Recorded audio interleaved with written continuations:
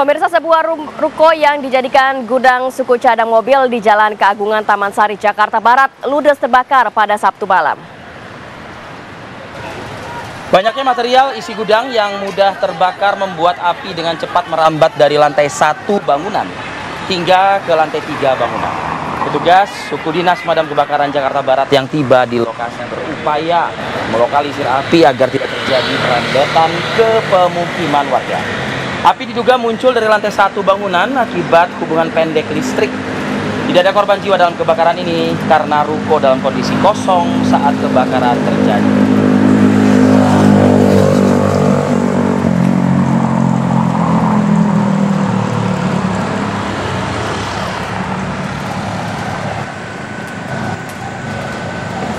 Kebakaran juga terjadi dan melanda kawasan pemukiman warga di Kabupaten Sidrap, Sulawesi Selatan, pemirsa.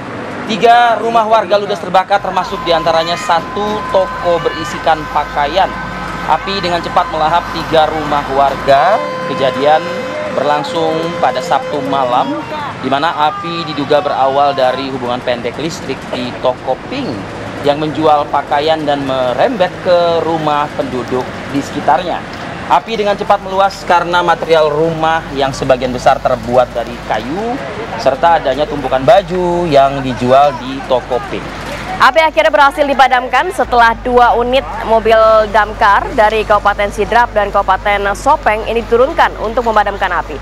Tidak ada korban jiwa dalam peristiwa ini, namun kerugian ini diperkirakan mencapai miliaran rupiah.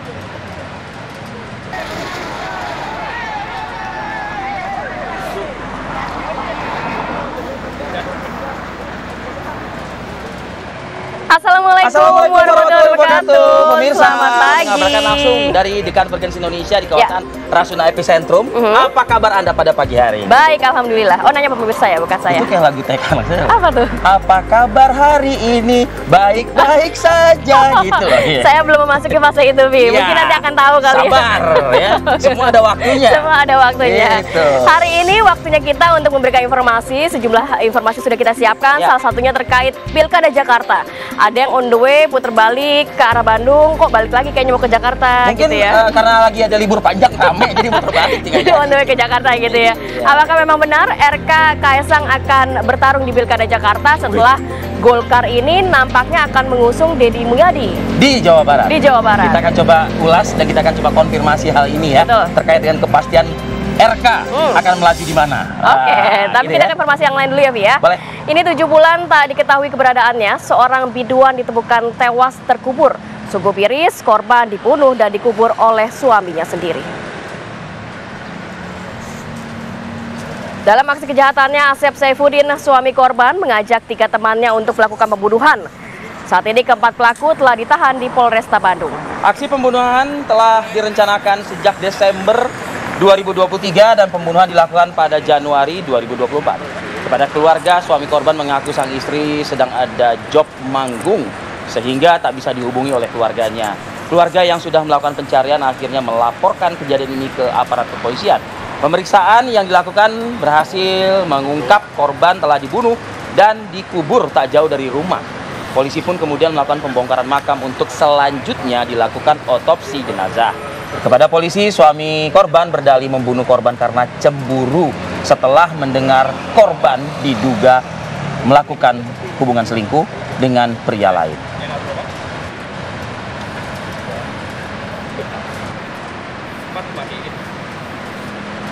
Kita ke Banjar, Jawa Barat, pemirsa. Ada puluhan pemuda di sebuah rumah ini akhirnya harus diamankan dan berurusan dengan petugas gabungan TNI Polri karena di lokasi ini petugas menemukan sejumlah cangkang obat-obatan terlarang.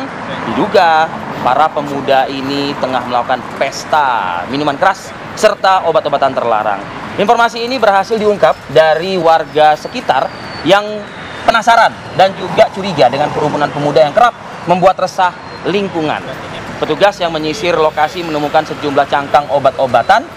Saat ditanya, sejumlah pemuda mengaku telah mengkonsumsi obat tersebut. Petugas kemudian membawa 22 pemuda ke kantor polisi untuk pembinaan dan juga dimintai keterangan. Selain mengamankan 22 pemuda, petugas juga membawa sepeda motor yang berada di lokasi kejadian. Patroli gabungan ini digelar dengan menyisir sejumlah kawasan yang dinilai rawan.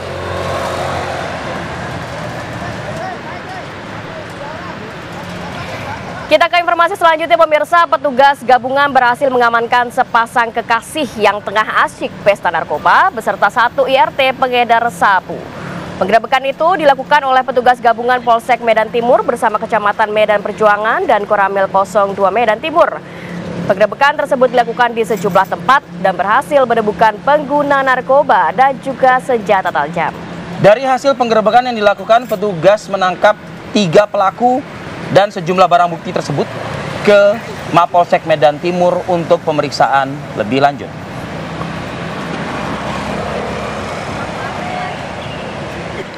Kita kembali ke ibu kota. Udah bukan ibu kota ya? Bukan, daerah khusus Jakarta. Ya? Daerah khusus Jakarta. Harus membiasakan tuh mulai sekarang. Ya? Apalagi kalau bentar lagi 17-an ya kan. Oke, ini ada informasi 2 balita kakak beradik ini dianiaya oleh orang tua asuhnya di rumah kontrakannya di kawasan Cilincing, Jakarta Utara. Dan hingga saat ini masih terus menjalani perawatan secara intensif di Rumah Sakit Polri Jakarta Timur. Jadi bocah 1 tahun setengah ini terpaksa dirawat di Rumah Sakit Polri lantaran mengalami luka lebam di sekujur tubuh setelah dianiaya oleh orang tua asuhnya. Begitu pula dengan Revano, kakak Fernando, yang juga usianya masih 4 tahun. Ini harus menjalani perawatan di Rumah Sakit Polri Kramat Jati lantaran mengalami luka yang sama di sekujur tubuhnya. Terungkapnya kasus penganiayaan terhadap 2 bocah balita kakak beradik ini di sebuah rumah di Jalan Tipar Cakung, Kelurahan Sukapura, Cilincing, Jakarta Utara, setelah di mana petugas medis Rumah Sakit Pekerja KBN Cilincing curiga dengan luka yang ada di tubuh korban. Pihak rumah sakit selanjutnya melaporkan temuan tersebut kepada pihak kepolisian yang kemudian langsung ditindaklanjuti dengan menyelamatkan Revano dari TKP. Hingga saat ini, Revano dan Muhammad Fernando Wibowo masih berada di ruang ICU Rumah Sakit Polri Kramat Jati dalam kondisi belum sadar. Jadi kalau tidak salah orang tua asuh ini dititipi oleh orang tuanya kakak beradik ini karena orang tuanya sedang bekerja di luar kota, kalau tidak salah di Papua. Padahal ada amanah yang diberikan. Betul. Tapi amanah tersebut justru malah tidak diemban dengan baik, gitu ya. Baik.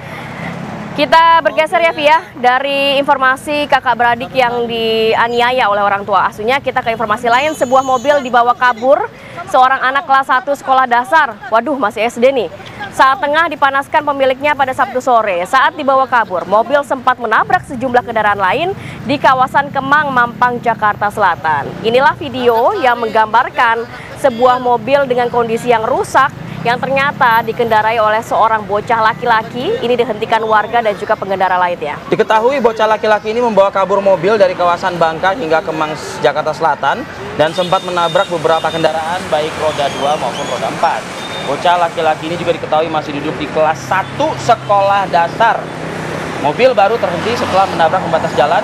Belum diketahui apa motif bocah tersebut nekat membawa kabur mobil yang bukan miliknya. Sementara kasus kecelakaan dan upaya pencurian ini akan diselesaikan secara kekeluargaan. Mungkin bocah ini berpikir kita terlalu dini mengatakan ini kasus pencurian? Kayaknya enggak ya mungkin ya. Harus didalami lagi. Sisi positif saya berpikirnya ya. Dalam artinya mungkin luput dari pengawasan orang tua. Ada mobil mesinnya lagi hidup. Nah, bocah yang penasaran. Keponya sangat tinggi. Nah, akhirnya dicoba lah untuk menyetir gitu ya. Tuh. Oke lah, itu menjadi perhatian untuk kita bersama agar mengawasi anak-anak kita ya pastinya ya. Rati, ini juga ada semburan air sumur bor di Sampang, Madura, Jawa Timur pemirsa, yang terus mengalir di halaman rumah warga. Meski ketinggian air ini memanglah sudah mulai berkurang, namun aliran air dari tanah justru bertambah besar dan melebar. Ketinggian air sebelumnya mencapai 20 meter pemirsa, namun saat ini semburan air mulai berkurang, yaitu sekitar 15 meter dari permukaan tanah. Meski demikian ya, semburan air yang keruh dan berbau belerang masih terlihat kencang dan lubang sumur bor bertambah besar serta juga bertambah luas lebarnya. Untuk mengantisipasi hal yang tidak diinginkan, aparat kepolisian Polres Sampang ini memberikan tanda garis polisi di sekitar semburan air sumur bor. Jadi petugas juga menghimbau agar warga tidak terlalu dekat dengan semburan air karena dikhawatirkan ini akan menimbulkan sesuatu yang tidak diinginkan. Selain itu warga juga diminta agar tidak mengkonsumsi air semburan sumur bor karena kandungannya ini masih dalam penelitian. Takutnya kan ada kandungan kimia berbahaya begitu ya, Via? Nah, itu dihimbau agar warga tidak berada di sekitar atau tidak menggunakan air sumur bor tersebut. Meskipun itu ada kandungan belerang gitu. Kan konon ada baik kan sehat ya katanya ya kalau keluarga. Tapi kan belum kandungan lainnya itu dia. Oke pemirsa, itu rangkaian pembuka di akhir pekan ini yang kami siapkan untuk menemani Anda bersantai di rumah dengan keluarga. Tapi ngomong-ngomong santai, informasi yang berikut ini bisa bikin cenat-cenut atau santai nggak kira-kira? Untuk kita pemilik kendaraan. Apalagi kemarin yang main-main ke Tangerang Selatan, pameran yang cukup luar biasa, kendaraan bermotor. Ada yang sudah buat SPK di situ. Nggak taunya awal 2025 pada bulan Januari ada biaya asuransi wajib nih. Itu kan dari Asosiasi Kendaraan Bermotor sudah angkat suara. Bagaimana dari masyarakat? Kita akan hadirkan informasi selengkapnya saat lagi tetap bersama kami.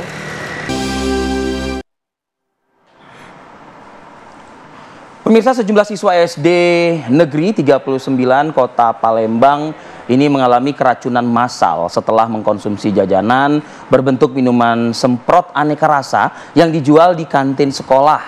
Pihak sekolah langsung melarikan sejumlah siswa yang mengalami muntah-muntah untuk mendapatkan perawatan medis di rumah sakit.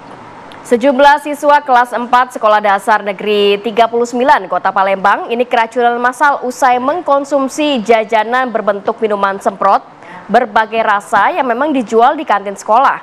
Total ada 9 siswa yang keracunan, 5 orang telah diperbolehkan untuk pulang ke rumah dan 4 orang lainnya masih menjalani perawatan intensif di rumah sakit usai mengalami gejala mual dan juga muntah.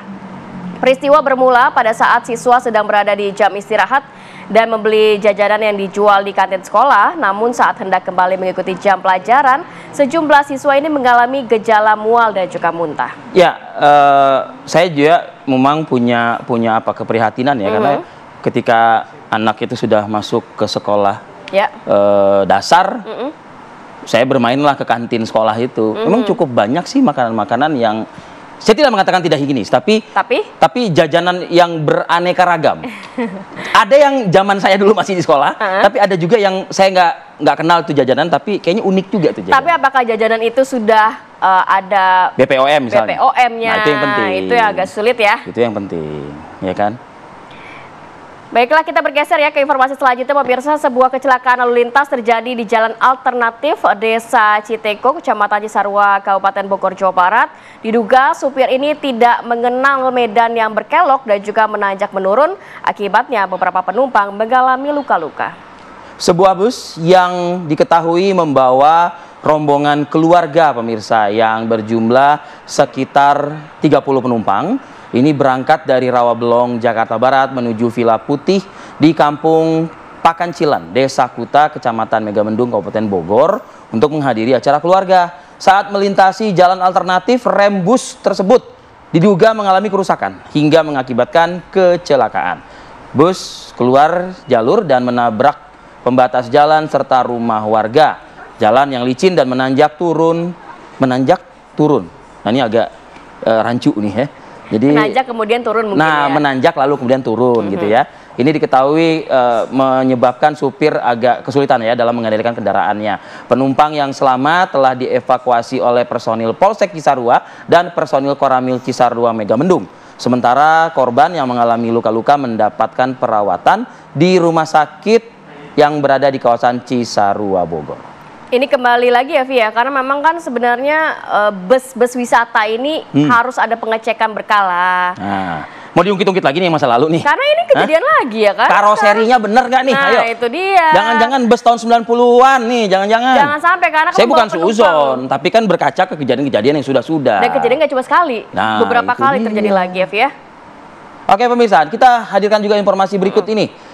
Ada tebing pemirsa setinggi 30 meter di jalur perbukitan Piket 0 km 55 yang berada tepatnya di Desa Sumberwulu, Kecamatan Candipuro, Lumajang, mengalami longsor.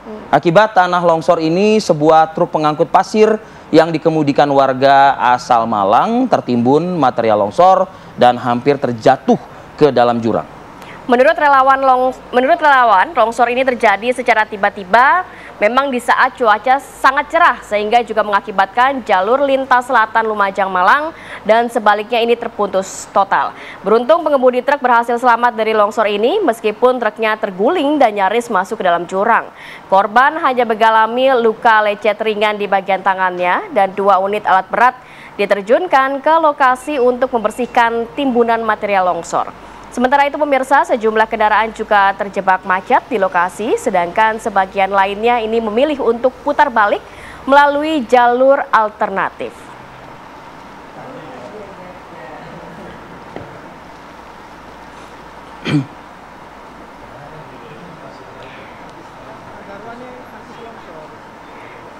Nah, ini yang tadi sempat disinggung Arif Fadil sebelum kita jeda iklan ya. Padahal saya nggak beli mobil, Ya mungkin ada rencana. Cuci mata kan? aja. Cuci mata aja ya. Cuci mata aja waktu itu. Jadi memang ini agak mengagetkan untuk Anda khususnya juga yang mungkin ingin membeli kendaraan di tahun ini. Biasanya akhir tahun itu kan banyak diskon. Jadi memicu kita untuk membeli gitu ya. Tapi hati-hati karena harus dipikirkan juga karena ternyata di awal Januari 2025 ini pemerintah mewajibkan kendaraan bermotor seperti motor dan juga mobil untuk diikutsertakan asuransi mulai Januari 2025. Jadi ada rencana penerapan aturan wajib asuransi kendaraan pemirsa, tapi ternyata rencana ini dikeluhkan oleh masyarakat karena menambah beban tentunya ya. Jadi pemerintah ini masih dalam tahap wacana mewajibkan kendaraan bermotor, motor dan mobil untuk diikutsertakan asuransi third party liability atau TPL mulai Januari 2025. TPL adalah asuransi yang menanggung risiko tuntutan ganti rugi dari pihak ketiga jika kendaraan menyebabkan kerugian pada orang lain.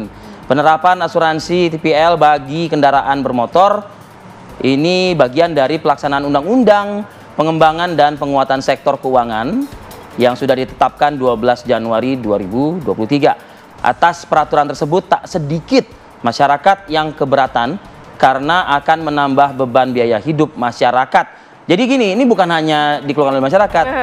Kabarnya pun juga dari asosiasi mengeluhkan juga kendaraan bermotor, asosiasi kendaraan bermotor. Karena kan orang jadi berpikir, waduh, jadi tambah besar dong. Nah, padahal memang ada bocoran-bocoran spill aja sih dulu gitu ya. Apa tuh? Kabarnya itu penerapannya itu Rp100.000 kalau nggak salah. Rp100.000 per bulan, per tahun, per kendaraan. Nah, itu dia yang baru di spill dikit itu, angkanya itu sekitar Rp100.000. Tapi ketika dikonfirmasi kepada pemerintah, dalam hal ini Presiden Republik Indonesia Joko Widodo, menyebutkan katanya, saya belum ketemu sama menterinya, saya belum bahas ini di kabinet. Jadi belum ada kejelasan. Jadi belum ada kejelasan ya. gitu. Apakah benar-benar akan dijalankan Januari 2025 juga belum tentu juga. Iya. Mungkin gitu jadi, ya. Konon katanya akan diganti. Jadi selain ditetapkan asuransi, tapi justru malah dibagi-bagi kendaraannya gitu. Itu tapi hoax ya. Itu tapi hoax itu. Oke lah, kita harus jeda dulu Sina. Kita tinggalkan informasi tersebut. Kita biarkan dulu ini lagi digodok oleh pemerintah begitu ya, sampai matang, sampai benar-benar sudah bisa diterima oleh masyarakat kebijakannya. Kita akan kembali sesaat lagi membahas mengenai Pilkada Jakarta. Waduh. Jadi RK nih. Kayaknya ya, Via. Deddy Mulyadi kan sudah dijabat. Iya, katanya kan kalau Deddy Mulyadi mengatakannya gini, kalau versi calon pengantinnya udah siap nih, tinggal minta restu gitu ya. Apakah Deddy Mulyadi maju di Jawa Barat, didukung oleh Kim, nah RK-nya dibawa ke Jakarta. Kim plus Jakarta. Kim plus, oh iya. Kita hadirkan informasi selengkapnya saat lagi, tetap bersama kami. Ya, kembali lagi di Apa Kabar Indonesia Pagi, pemirsa. Sebelum kita berdialog pada pagi hari ini, ada rangkaian informasi yang masih akan kami hadirkan ke depan Anda, pemirsa. Tahanan narkoba di Rutan Pakjo, Kota Palembang, Sumatera Selatan, ini ditemukan tewas dengan luka di bagian leher. Korban akhirnya dibawa ke rumah sakit untuk mengetahui penyebab dari kematiannya.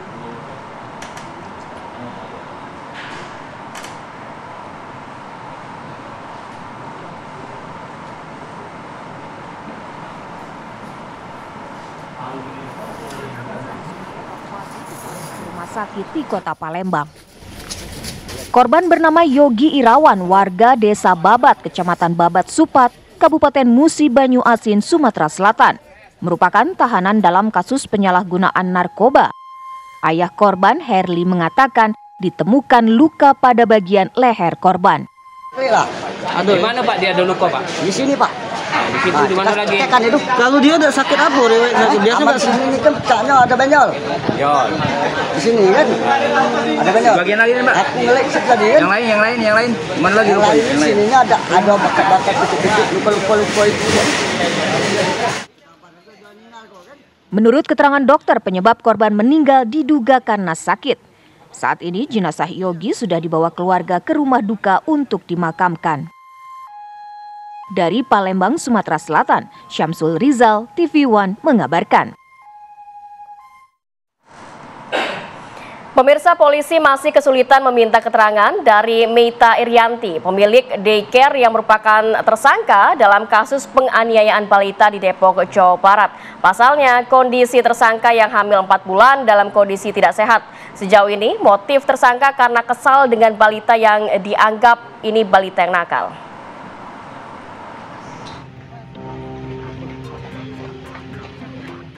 Polisi akan membantarkan tersangka kasus penganiayaan balita 2 tahun dan bayi 8 bulan, Meita Irianti alias Tata Irianti. Pembantaran ke rumah sakit dilakukan karena tersangka yang hamil 4 bulan dalam kondisi kurang sehat, sehingga belum dapat dimintai keterangan lanjutan. Sejauh ini, polisi mendapatkan keterangan tentang motif tersangka karena korban balita dan bayi dianggap nakal. Dari pertanyaan-pertanyaan yang kita ajukan kemarin, memang pertama disampaikan sama pelaku kalau dia hilaf gitu ya. Tetapi terus kita dalami lagi, ternyata ada pernyataan kalau yang bersangkutan ini kesal dengan anak-anak. Jadi anak yang pertama yang berusia 2 tahun yang sudah melaporkan ke kita orang tuanya itu karena dianggapnya nakal gitu ya, sehingga dia kesal dan melakukan kekerasan terhadap anak itu. Nah, yang kedua yang masih berusia 9 bulan ini itu karena rewel gitu ya, nangis terus sehingga dilakukan kekerasan juga terhadap anaknya itu. Jadi sementara alasannya masih itu. Polres Metro Depok juga memeriksa seorang guru yang bekerja di daycare Wensen School sebagai saksi. Setidaknya sudah 2 orang tua korban yang melapor dan akan dimintai keterangan. Penelusuran CCTV juga akan terus dilakukan. Kemarin, sejumlah orang tua korban telah diperiksa polisi, dan orang tua berharap pelaku mendapat hukuman setimpal. Pasalnya, sejumlah anak masih trauma akibat tindakan penganiayaan. Kedua, saya pengen pemulihan untuk anak saya gitu. Anak saya masih tumbuh kembang, saya nggak tahu ke depannya dia kayak apa gitu. Saya sih berharap dia baik-baik aja, nggak ada masalah dalam tumbuh kembangnya dalam kehidupan berikutnya gitu. Sekarang kondisi anak Bapak seperti apa, Pak? Untuk sekarang kita masih periksakan ke dokter ya. Kita masih terus berkelanjutan, masih cek langsung itu ya. Seperti di awal sekilas sih masih normal, masih kelihatan baik-baik saja, cuma saya masih masih ada perasaan cemas, khawatir itu. Jadi sebelumnya orang tua korban mendatangi Mabes Polri untuk meminta Bareskrim agar kasus dikawal hingga tuntas. Orang tua korban juga mengajukan ke Lembaga Perlindungan Saksi dan Korban agar saksi yang telah melapor mendapat perlindungan. Tim TV One mengabarkan. Pemirsa, sinyal mantan Gubernur Jawa Barat Ridwan Kamil ini akan bertarung di pemilihan Kepala Daerah Jakarta 2024 ini semakin menguat. Hal itu disampaikan Ketua Umum Partai Golkar yakni Erlangga Hartarto yang memastikan akan mengusung kader Gerindra yakni Deddy Mulyadi di pemilihan Gubernur Jawa Barat. Lantas nantinya akan seperti apa peta politik Pilkada Jakarta 2024? Kita lihat dulu informasinya.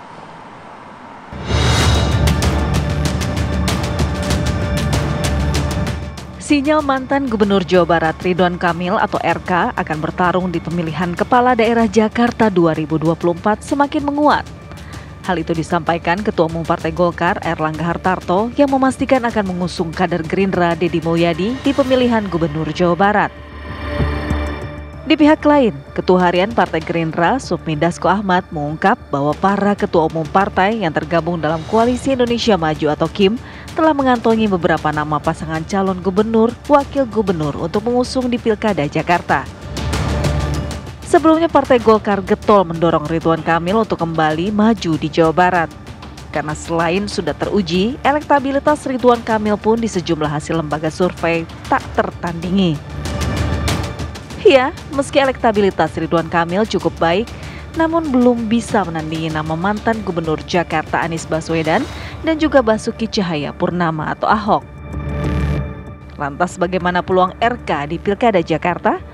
Tim TV One mengabarkan.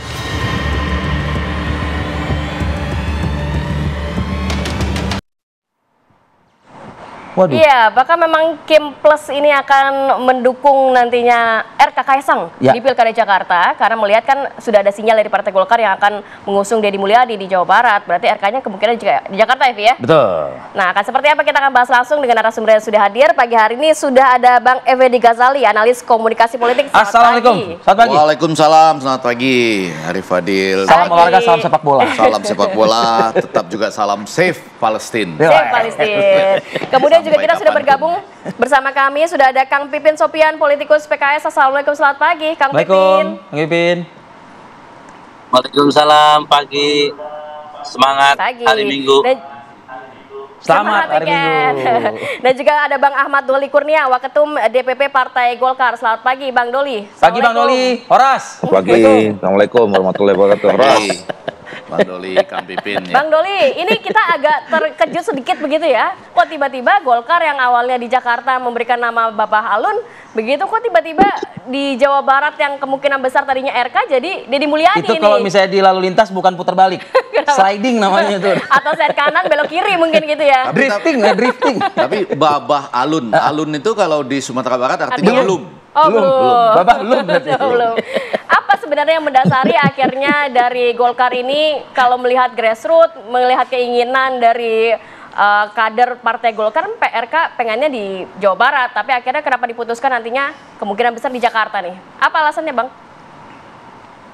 Nah, sebenarnya kan kita belum memutuskan apa-apa itu ya. Jadi tapi sinyalnya udah kelihatan banget tepat. Kayaknya, Bang. Bukan. Sebelumnya juga kita kan belum memutuskan apa-apa. Kalau misalnya kita mau belok kanan, belok kiri itu kan kalau udah mau kasih sign ke belok kanan, kemudian kita belok kiri. Nah, dalam beberapa kesempatan saya kan selalu mengatakan bahwa khusus untuk Jakarta dan Jawa Barat juga termasuk Jawa Tengah ya, itu nanti akan diputuskan dengan membutuhkan waktu.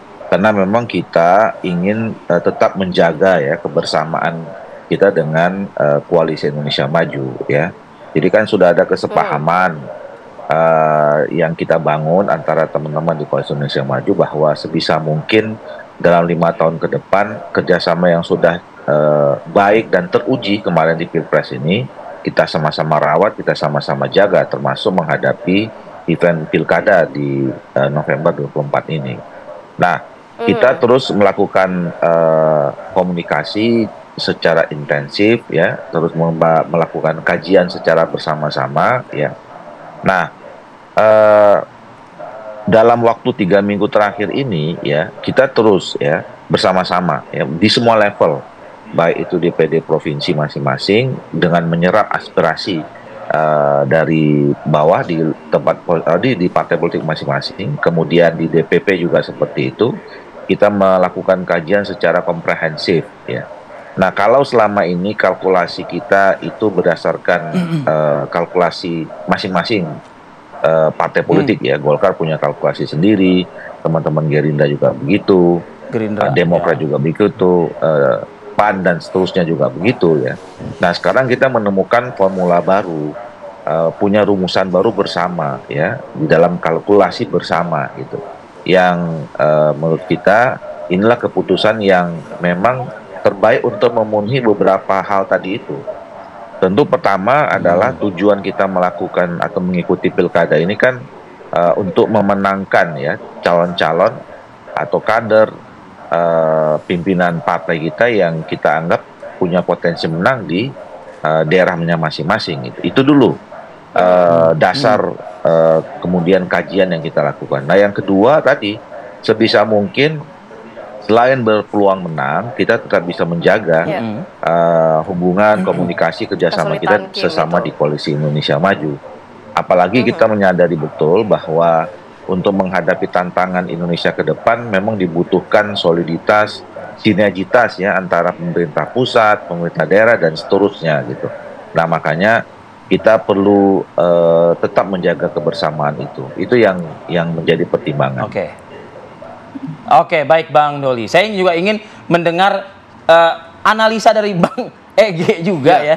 Karena kalau Bang Ege kita dengar nih di beberapa kesempatan ketua umum, sekjen partai sepertinya sudah sinyalnya kuat ya, menyebutkan ini OTW lagi nih ke Jakarta nih. Baleho-baleho bisa dipasang lagi nih, kata dia begitu. Ya, kalau saya mau, karena mumpung minggu pagi kita agak sedikit akademis baru masuk ke sana ya. Yang pertama itu ada desakan supaya pemilu presiden dan pemilu legislatif yang serentak itu dipisah lagi. Karena memang tujuan pertama dengan Mahkamah Konstitusi soal political efficacy itu tidak tercapai. Bagaimana cara memisahnya itu bisa macam-macam. Bisa dipisah DPR dengan presiden atau kemudian ada pemilu nasional serentak dan pemilu daerah serentak. Ya, yang tidak berdekatan jaraknya. Yang tidak berdekatan. Nah, yang kedua kita masuk ke sini bahwa ini saya nggak tahu siapa yang punya ide bahwa pemilu daerah serentak ini, pilkada ini, langsung nempel sesudah pemilu presiden. Nah, akibatnya seperti ini yang terjadi. Kayak begini nih. Iya, jadi dulu pada waktu kami ke Mahkamah Konstitusi itu jaraknya Bang Doli, Kang Pipin itu 0,2,5. Jadi pemilu serentak daerah itu, pemilu daerah serentak itu di 2,5 tahun sesudah pemilu presiden.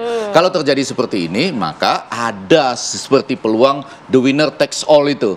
Jadi dia akan terus memperbesar. Ya, seakan-akan seperti tadi, kami menjaga koalisi ini dengan akibatnya terjadilah berbagai hal seperti pada saat ini. Meskipun niatnya mulia tadi kan, mulia, sinergitas pusat hingga daerah. Semua gitu. Niat itu mulia gitu, tapi kalau 0,2,5 itu ada semacam penilaian di tengah-tengah apakah kemuliaan yang diperoleh di tingkat nasional itu memang dirasakan di daerah, kemudian mereka membuat keputusan untuk menilai efektivitas dan kemuliaan tadi. Tapi balik ke pertanyaan Anda, ini kan kita sekarang sedang menunggu sebetulnya. Dan yang menarik untuk diamati tidak hanya kalau kita bicara soal Jakarta, ternyata kan kalau mau jujur Jakarta terkait juga dengan Jawa Tengah ini. Kan, tadi Anda sebut Kaisang. Karena kan di Jawa Tengah katanya Ahmad Lutfi dan kan sudah ada Gus Yassin Maimun. Kalau Ahmad Lutfi dan Kaisang misalnya, nanti ada wakil menteri lagi, satu lagi. Iya kan? Nah, dengan demikian maka Kaisang ke Jakarta. Kalau Kaisang ke Jakarta, Ridwan Kamil Kaisang misalnya, karena Deddy Mulyadi ditugaskan ke Jawa Barat. Nah, kalau Ridwan Kamil Kaisang, maka akan ketemu dengan Anies Baswedan. Itu kalau ada yang betul-betul berani mendukung PKS ini. Kan ada PKS sama Nasdem lah. Ya, itu tapi kata Sahroni belum tentu didaftar. Pendaftarannya 27 Agustus loh. Iya kan? Lagi. Bulan ini ya? Apa ya? Bulan ini dibuka ya? Ya, sementara Ahok ini juga kemungkinan sudah 50-50 dan mulai tampil untuk mengatakan enggak tuh, saya WA-WAan sama Anies cuma 1 kali katanya. Ini kan menarik juga untuk melihat. Tapi Bang Ege melihat apa kebatinan kalau kita boleh menakar? Kebatinan dari Golkar akhirnya memutuskan memberikan sinyal bahwa yang akan diusung di Jawa Barat justru kader Gerindra, ya Deddy Mulyadi. RK-nya kemungkinan akan ditarik ke Jakarta. Apakah memang sebenarnya ada lobby-lobby yang harus dipentingkan dulu oleh Golkar di dalam Kim begitu? Dibandingkan enggak terlalu mengejutkan ya. Kalau belajar dari Banten, Sumatera Utara kan enggak ada yang mengejutkan gitu. Jadi tadi kalimat Anda yang agak luar biasa, saya terkejut pagi ini, kemuliaan gitu. Kemuliaan dari kebersamaan ini menyebabkan ikut mendukung Deddy Mulyadi di Jawa Barat gitu ya, dan kemudian mengirimkan Ridwan Kamil ke Jakarta. Anda tadi membukanya dengan salam olahraga, salam sepak bola. Saya mengatakan saya itu penggemar Ridwan Kamil ya. Tapi Anda berhadapan dengan Persija aja di Jakarta, itu susah menangnya gitu loh. Saya ingin mengatakan loh ini ya, kan Ridwan Kamil itu pernah mengatakan saya itu bobotoh ya, sejati atau tidak sama sekali. Anda ketemu Persija di Jakarta, jadi agak kurang lebih 1 juta gitu. Lebih ya pendukungnya. Coba pikirkan. Anda kebetulan loh yang bilang salam olahraga, salam sepak bola ya. Justru saya pancing dulu itu. Oh itu ya, itu challenge nyata di Jakarta. 1 juta lebih, belum dengan keluarganya. Nah ini kan nyata gitu. Tapi barangkali ini sudah dikaji karena ada hasil Litbang Kompas yang menunjukkan beberapa hal. Yang pertama, di Jakarta itu pemilih itu 75%-an memilih berdasarkan agama dan berdasarkan partai juga. Itu kalau dibulatkan 75%. Tapi sesudah itu ada suku, kekerabatan, dan kemudian kekaguman pada tokoh-tokoh tertentu. Dan 58% berdasarkan bansos, berdasarkan pemberian-pemberian, dan itu 58% besar loh itu. Karena untuk menang kan Anda cuma butuh berapa persen gitu. Kurang lebih seperti itu gambaran saya. Oke, kita juga nanti akan meminta tanggapan dari Kang Pipin. Responnya gimana Kang Pipin? Kan nampaknya selama ini kalau dari PKS sudah percaya diri ya, suaranya Anies saat ini masih bertengger di posisi 1. Namun ada nama lain nih, RK dan juga Kaesang. Kan seperti apa tanggapannya? Kita tahan ya Kang Pipin, saat lagi tetap bersama kami. Kembali lagi di Apa Kabar Indonesia Pagi, kita lanjutkan pertanyaan ke Kang Pipin. Kang Pipin, bagaimana tanggapan Anda melihat nama RK Kaesang yang akan berlaga di Jakarta? Kalau melihat kan walaupun saat ini posisi Anies masih bertengger di atas, tapi kalau berbicara mengenai Jakarta unik begitu ya. Nama petahana belum tentu juga menang di beberapa histori sebelumnya, dan juga nama-nama baru muncul, ini bisa menjadi dipilih begitu menjadi gubernur Jakarta. Tanggapan Kang Pipin seperti apa, Kang? Yang pertama harus saya sampaikan Wilujeng Sumping, Kang Emil di Jakarta ya. Dan kami PKS tentu menghormati pilihan Kim Plus jika benar bahwa Kang Emil nanti akan berlaga di Pilkada Jakarta pada November 2024 nantinya. Dan tentu kami harus sampaikan bahwa PKS sampai saat ini kami mengusung Pak Anies dan Pak Sohibul Iman ya. Dan tentu kami sampaikan bahwa PKS tidak punya kemewahan pilihan kecuali harus koalisi. Nah, kami sampai saat ini membangun komunikasi dengan partai-partai untuk bersama-sama mengusung Pak Anies Baswedan dan Pak Sohibul Iman. Nah, tentu kalau dilihat optimis ya tentu kami terus bekerja untuk memastikan bahwa Anies Sohibul Iman ini berlayar dan menang. Nah, karena memang kami PKS hanya 18 dan kurang 4 ya, ini 4 berarti masih kurang. Tentu kami memberikan tugas kepada Mas Anies Sohibul Iman, Mas Anies untuk menggenapkan kursi dari 18 menjadi 22. Jadi tinggal 4 kursi saja yang kita butuhkan. Nah, kami tentu berharap bahwa tugas yang diberikan kepada Mas Anies Baswedan ini bisa dilaksanakan dengan baik ya, sehingga segera tercapai kursi cukup. Di berbagai pilkada yang mendapatkan tugas untuk menggenapkan itu bukan partai, tapi calon. Makanya kita berharap mudah-mudahan tidak lama lagi kita bisa berlayar. Nah, bagi kami bahwa pilkada DKI ini tentu menjadi salah satu target setelah kemarin kita tidak menang di Pilpres, maka kita berharap bahwa di pilkada bisa menang, salah satunya di Jakarta. Untuk itu kenapa kami sejak awal mensosialisasikan aman ini, karena ingin memastikan bahwa masyarakat mendapatkan pilihan yang terbaik. Karena kita melihat Pak Anies dan Pak Sohibul Iman ini adalah sosok terbaik bagi warga Jakarta yang kami tawarkan kepada masyarakat.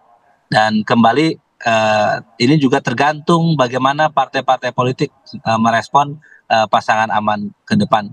Tentu kami akan rasional dan akan berjuang semaksimal mungkin agar pasangan aman ini berlayar untuk menghadapi siapapun yang akan bertarung di Jakarta. Untuk menghadapi siapapun termasuk Ridwan Kamil kalau kata Bang Doli Kurnia kan. Bang Doli, tapi keyakinan itu seberapa tinggi dan seberapa serius sih Bang Doli jikalau nanti RK itu diumumkan, dideklarasikan maju di Jakarta Bang Doli? Karena kalau dari segi elektabilitas sejumlah survei ya kondisinya kan belum aman lah begitu ya. Bahkan di peringkat ketiga di bawah Basuki Cahayapurnama. Gimana Bang Doli?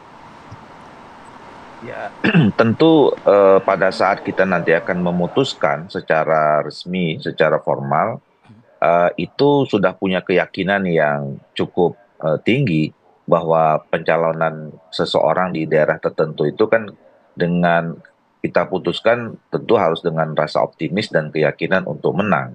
Seperti yang saya katakan tadi, variabel utama mempertimbangkan mengendorse seseorang calon, itu motivasi atau judul besarnya itu adalah untuk meraih kemenangan gitu.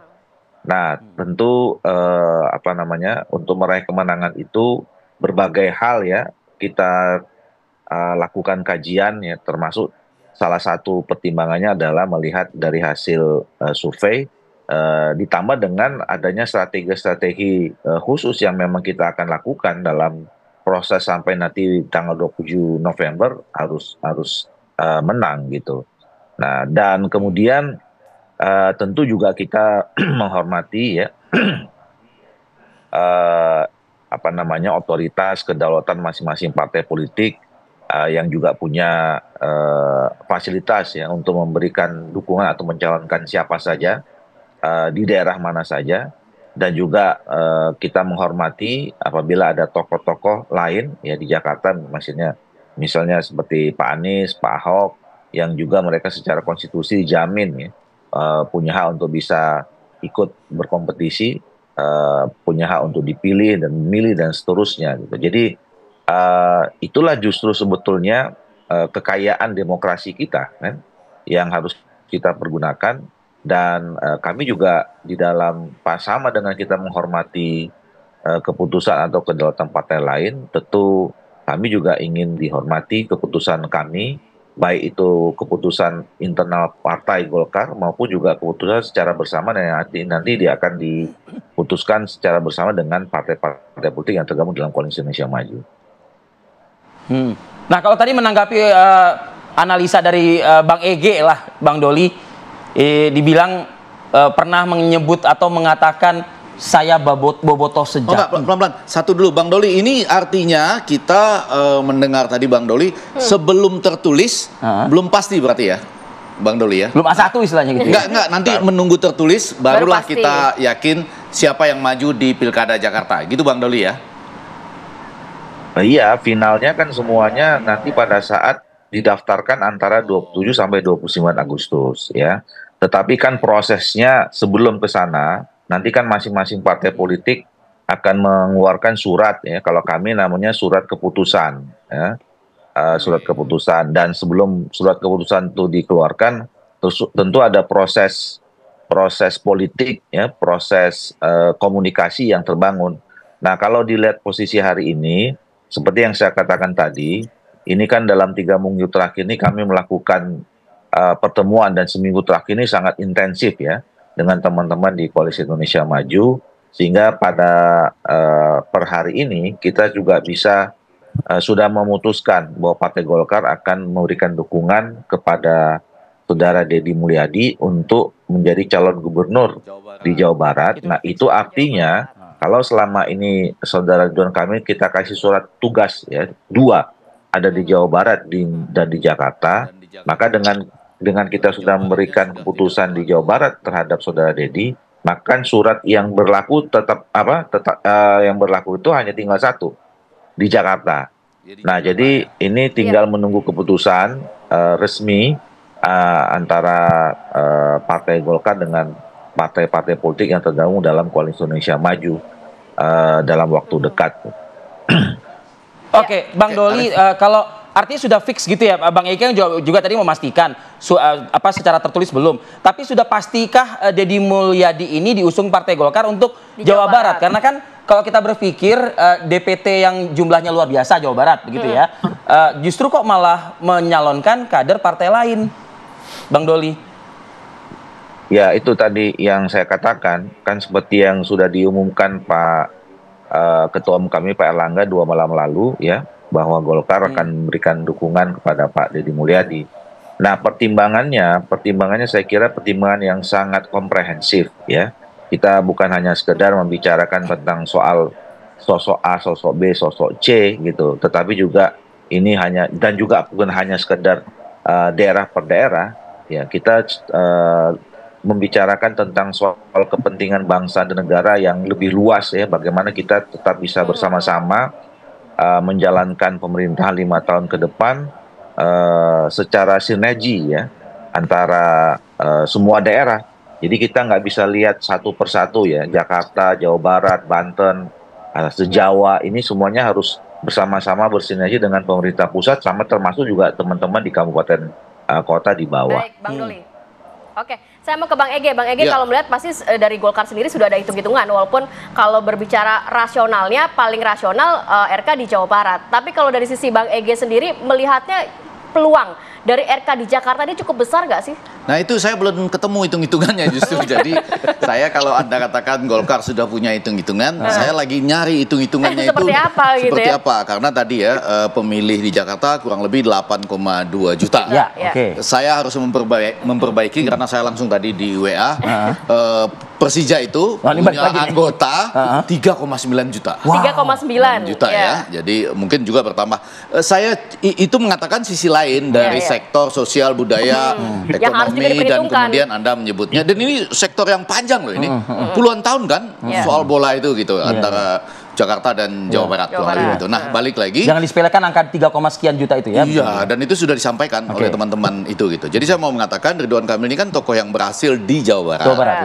Nah, sekarang mencoba masuk ke Jakarta. Tentu ada pertimbangannya. Kalau masuk ke Jakarta, setidaknya dengan modal elektabilitas yang sedang diukur pada saat ini, lalu berapa waktu yang diperkirakan bisa untuk speed up itu ya, mempercepat, mengakselerasi itu.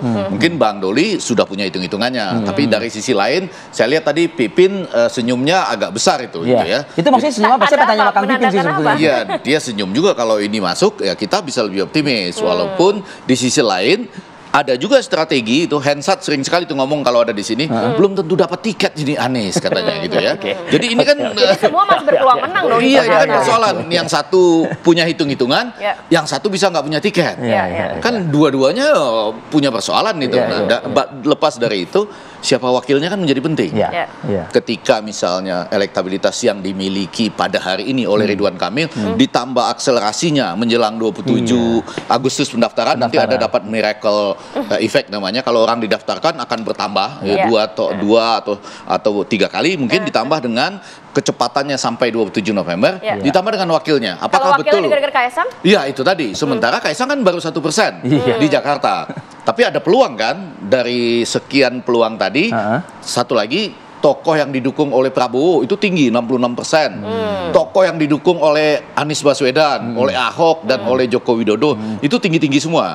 Apalagi Anies Baswedan didukung oleh Anies Baswedan, itu lain lagi kan, itu tinggi. Tinggi juga itu. Kecuali Anies Baswedan didukung oleh Anies Baswedan, didukung oleh PKS tapi kurang 4 kursi. Itu agak masalah itu. Ya, nanti dikomentari ya Kang Pipin. Kang Pipin udah senyum-senyum, udah ngerti kayak nih maksud dari arah penjelasannya Kang Ege. Sesaat lagi Kang Pipin, kami akan kembali. Kita lanjutkan kembali perbincangan. Saya mau ke Kang Pipin. Kang Pipin, gimana nih kalau hitung-hitungan ternyata yang mendukung atau mengusung Anies Baswedan baru PKS. Jangan aman-aman dulu nih Kang. Jangan aman-aman dulu deh Kang. Masih ada potensi lain juga nih Kang, gimana? Ya tentu kami kan tidak punya kemewahan pilihan selain harus koalisi. Jadi ini yang harus kami sadari.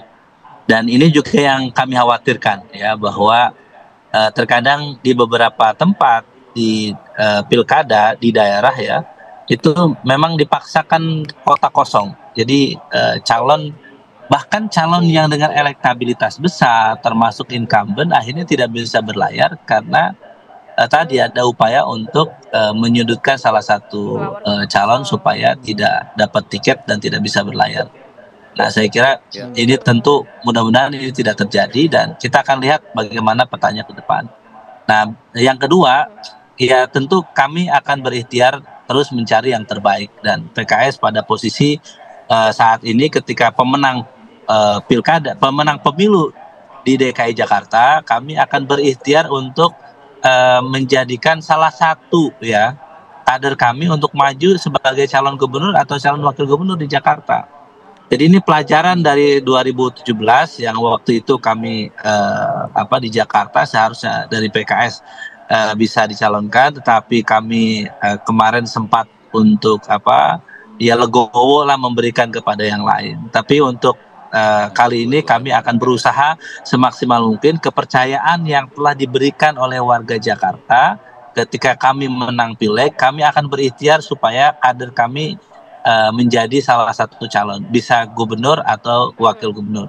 Sebenarnya waktu itu kami sempat menyampaikan kepada Mas Anies pilihannya dua, Mas Anies sebagai calon gubernur, misalnya masuk ke PKS, menjadi kader PKS, atau yang kedua wakilnya adalah dari PKS, dari kader PKS. Jadi itu salah satu opsi yang kami sampaikan, dan untuk itu kami tugaskan kepada Mas Anies, silahkan kalau mau dapat dukungan dari PKS, wakilnya Pak Sohibul Iman. Nah, ketika wakilnya Pak Sohibul Iman, maka ayo kita bareng-bareng kemudian penuhi tinggal 4 kursi saja.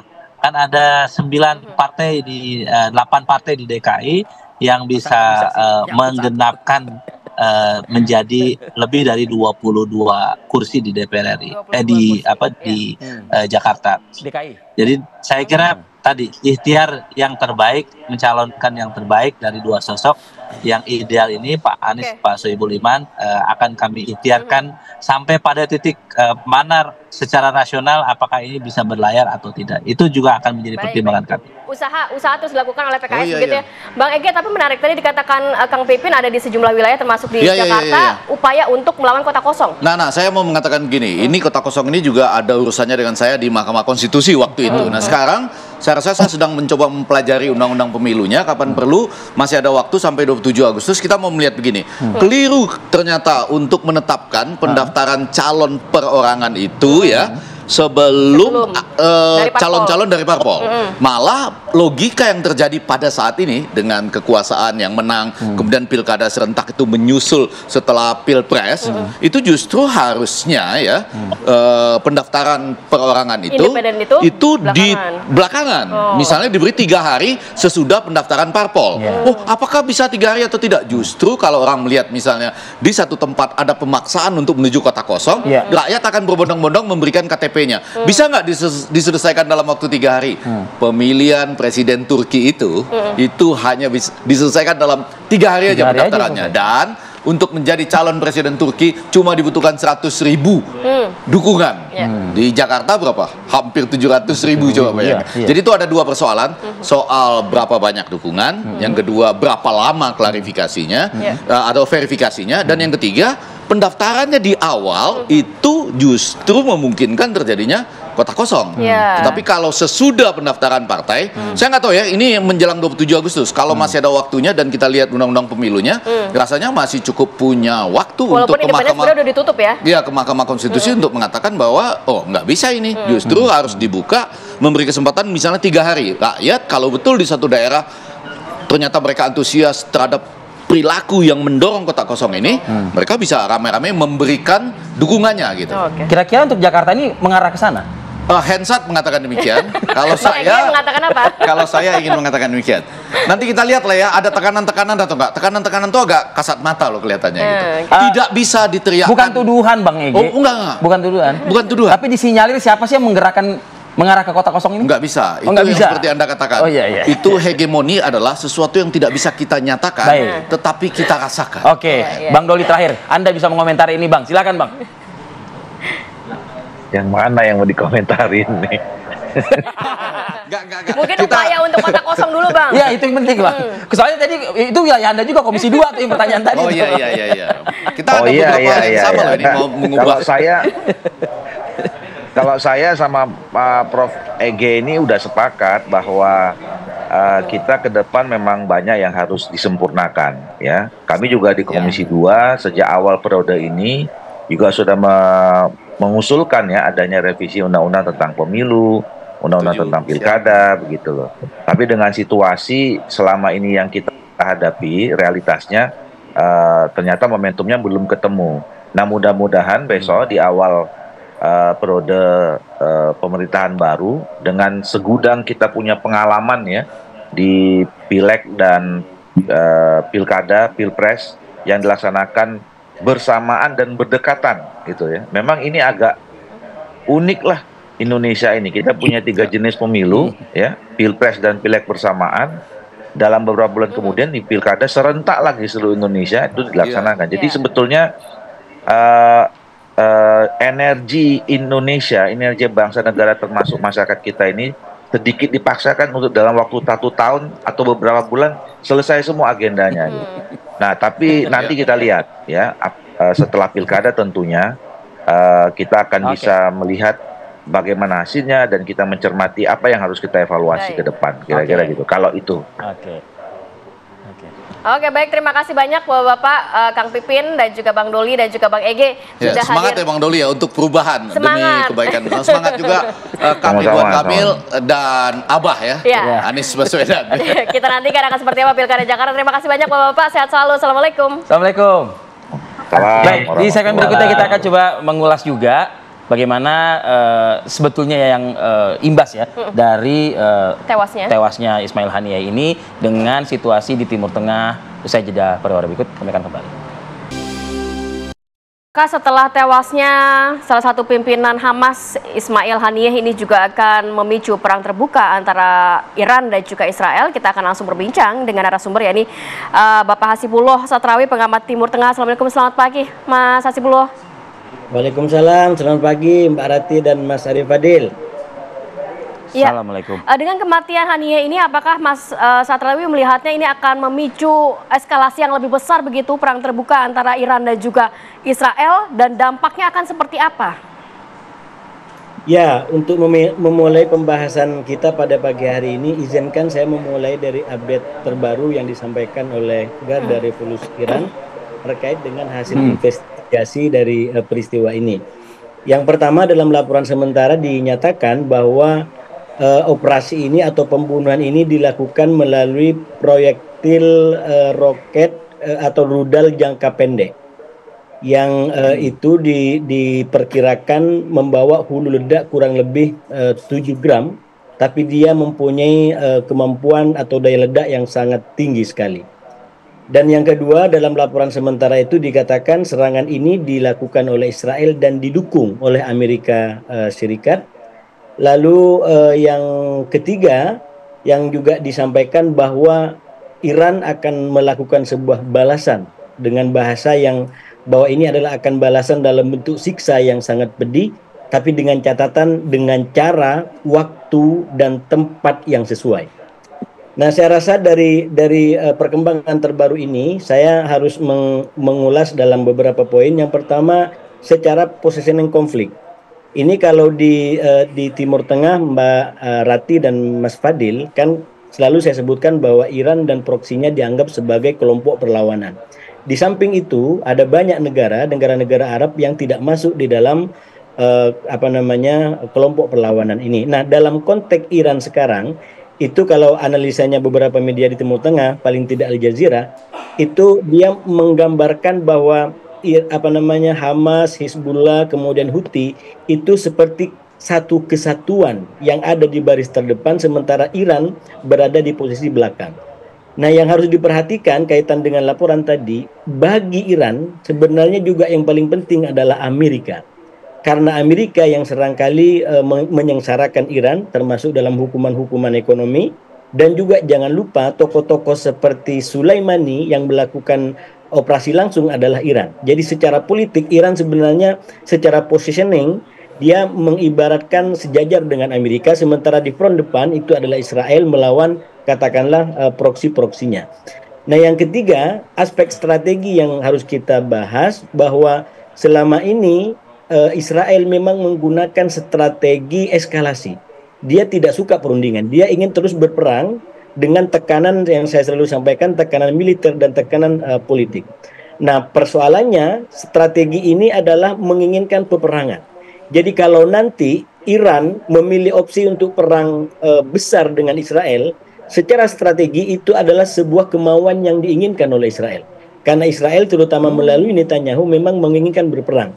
Bahkan kalau Iran mengambil opsi memperlebar perang dengan menyerang Amerika, karena di laporannya tadi didukung oleh Amerika, maka ini justru menguntungkan yang diinginkan oleh Netanyahu, di mana Iran terlibat langsung dengan Amerika. Kita ingat yang dilakukan oleh Amerika waktu Iran menyerang Israel terkait dengan penyerangan konsulat, itu Amerika memberikan garis merah, jangan lakukan eskalasi. Artinya apa? Ini bagian terakhir yang ingin saya bilang, sebenarnya ada potensi strategi yang dimainkan oleh Netanyahu menjadi senjata makan tuan. Dia ingin eskalasi ini makin tinggi, dan kalau perlu Amerika pun terlibat, tapi persoalannya satu, Amerika sampai hari ini tidak ingin dalam perang ini. Bahkan yang kedua, dalam laporan terbaru, Amerika begitu emosional, bahkan sangat marah kepada Joe Biden, karena melakukan eskalasi ini. Di dalam beberapa bocoran dikatakan itu sampai mengatakan kalau terus melakukan eskalasi begini jangan mengandalkan Amerika. Dan itu menurut saya terkonfirmasi di data-data faktual, misalkan yang terbaru bahwa Amerika memaksa Israel untuk gencatan senjata dan memang sempat diutus oleh Netanyahu delegasi Israel ke Kairo, tapi delegasi ini pulang cepat karena adanya perbedaan di antara Netanyahu dengan tim delegasi. Ini yang saya bilang Mas Arif Fadil, kemungkinan senjata makan tuan. Dia tidak dapat dukungan dari Amerika sebagaimana diinginkan. Sementara di Israel sendiri dia ditekan oleh keluarga Sandra dan juga oposisi Israel. Begitu Mas Arif Fadil. Sementara 1 menit saja, mungkin pendek saja Mas Hasib. Kalau dari terlepas uranium yang dimiliki ya, kekuatan militer Iran dan Israel. Ya, kalau ini mereka menjadi banyak opsinya perang langsung, walaupun ada kemungkinan yang lain juga, seperti yang saya sampaikan sebelumnya, ini akan mengkhawatirkan karena kedua belah negara sama-sama punya kekuatan besar. Dan Iran juga dianggap sudah berhasil memiliki senjata nuklir, walaupun itu baru dugaan-dugaan, karena sekali lagi kan negara barat tidak menginginkan Iran sampai memiliki senjata nuklir. Dan menurut saya hari ini kita betul-betul menunggu apa yang akan dilakukan oleh Iran, terutama dengan 3 catatan tadi, membalas dengan cara di waktu dan keadaan yang tepat. Nah ini yang kita semua berhitung, termasuk Israel. Israel itu salah satu juga pertengkarannya dengan Amerika. Dia tidak ingin langsung begitu memberikan kartunya karena dia ingin tahu seperti apa balasan Iran. Nah, Iran sendiri baru memberikan indikasi, tapi belum ada arah-arah yang lebih konkret tentang apa yang akan dilakukan ke depan. Mas Arif Fadil dan Mbak Rati. Ya, terima kasih banyak Mas Hasibullah Satrawi sudah berbagi informasi pada pagi hari ini. Sehat selalu. Assalamualaikum.